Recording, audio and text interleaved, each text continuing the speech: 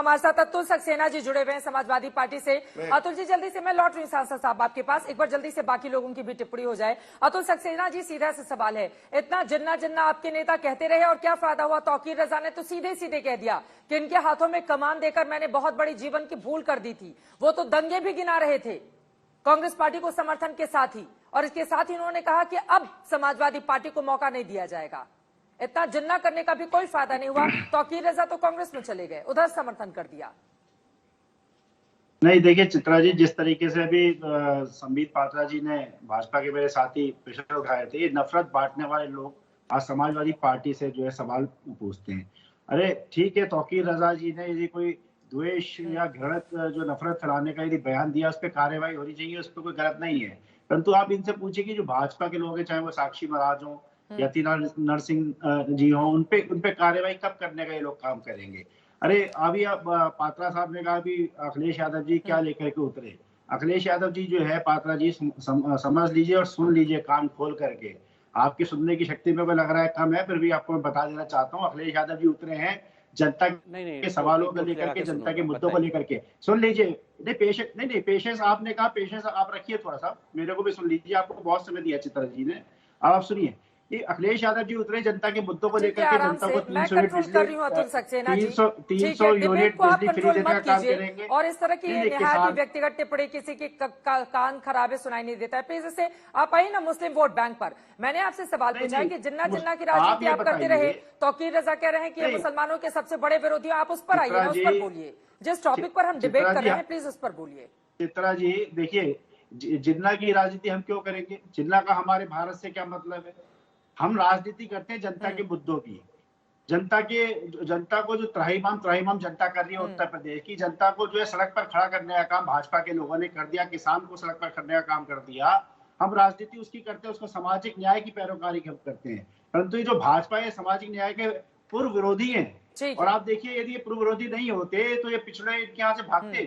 जिस तरीके से 52% पिछड़ों का वोट बैंक है, ये 27% जो है उनका आरक्षण नियमावली 1994 में जो बनी थी, उसे भी देने का काम नहीं करते। यदि 27% भी दे देते तो क्या 69,000 शिक्षक भर्ती जो हुई उसमें 3.86% दिया जाता? अरे 2637 चुने गए केवल शिक्षक भर्ती। ठीक है, मैं इसका जवाब समझ जी आपसे ले लूंगी। बाकी लोग भी जुड़े हुए हैं, कि लोगों से मैं सवाल पूछ लेती हूँ। लेकिन उत्तर प्रदेश की राजनीति में क्या ये इस प्रदेश का दुर्भाग्य है कि 100% वोटर्स की पॉलिटिक्स कोई करता हुआ दिखाई नहीं दे रहा है? कोई इतने प्रतिशत जाति की बात कर रहा है, कोई इतने प्रतिशत हिंदुओं की बात कर रहा है, इतने प्रतिशत मुसलमानों की बात। 100% उत्तर प्रदेश को लेकर आगे बढ़ने की पॉलिटिक्स आखिर उत्तर प्रदेश में क्यों नहीं हो रही है? इस सवाल पर मैं लौटूंगी, लेकिन उसके पहले आसिम वकार साहब, सीधे आपका रुख करते हुए, आपके नेता बहुत बड़े मुस्लिमों के रहनुमा होने का दावा करते हैं, अपने आप को मुस्लिम लीडर के तौर पर प्रोजेक्ट करने की कोशिश है, और बिहार के सीमांचल में जैसा आप लोगों ने प्रदर्शन किया था, वैसा प्रदर्शन यूपी में दोहराने की आपकी कोशिश है। लेकिन इन सब के इतर आज जिस तरह से तौकीर रजा ने समर्थन दिया है कांग्रेस पार्टी का, और कहा है कि अगर देश के लिए सबसे मुफीद कोई पार्टी है तो वही है। आप लोग भी इतना मुसलमान कर रहे हैं, लेकिन यूपी का मुसलमान तो उधर जा रहा है। कम से कम तौकीर रजा के बयान से तो यही संदेश हुआ। देखिए, तौकीर रजा साहब के बयान पर न तो मैं जवाबदेह हूं, न मेरी पार्टी जवाबदेह। तौकीर रजा के बयान पर जवाबदेह है कांग्रेस, जिसको उन्होंने दिया और जिसने समर्थन किया, या जवाबदेह है भारतीय जनता पार्टी। ठीक किया, कांग्रेस को सपोर्ट करके में भी है। मैडम बोले ना, फिर बोलिएगा। गलत नहीं बोलूंगा, ईमानदारी से बोलूंगा, सच बोलूंगा। देखिए, हम लोग यति नरसिम्हा, आप गलत बोलिए, सही बोलिए, आप जो भी बोलिए। मैंने बस आपसे क्रॉस क्वेश्चन किया है। आराम से सर, आराम से। हाँ बोलिए, अपनी बात आगे बढ़ाइए।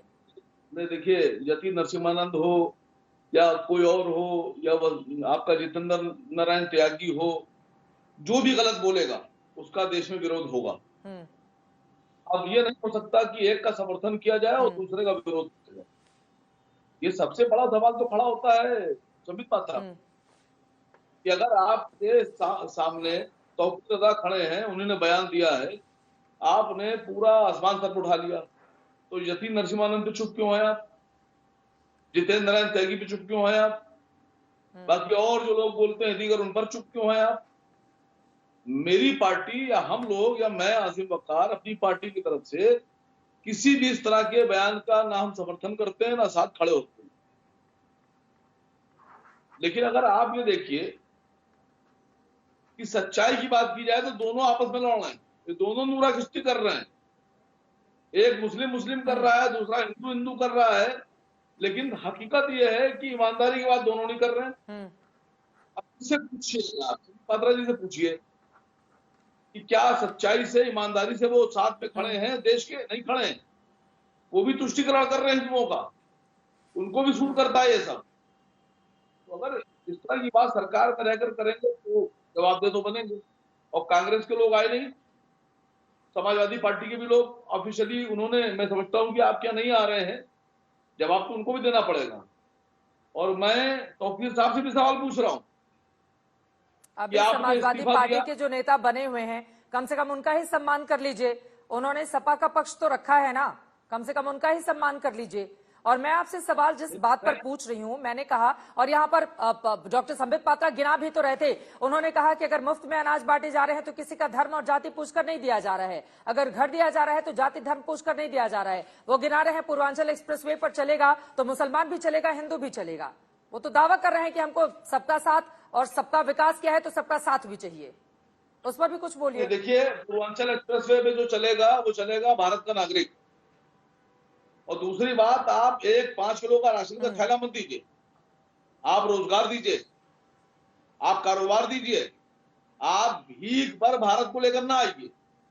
आप देश चला रहे हैं, आपकी जिम्मेदारी बनती है, जो लोग पढ़कर निकल रहे हैं उनको भी रोजगार देना, जो कम पढ़े लिखे हैं उनको भी रोजगार देना, जो बहुत पढ़े लिखे हैं उनको भी रोजगार देना।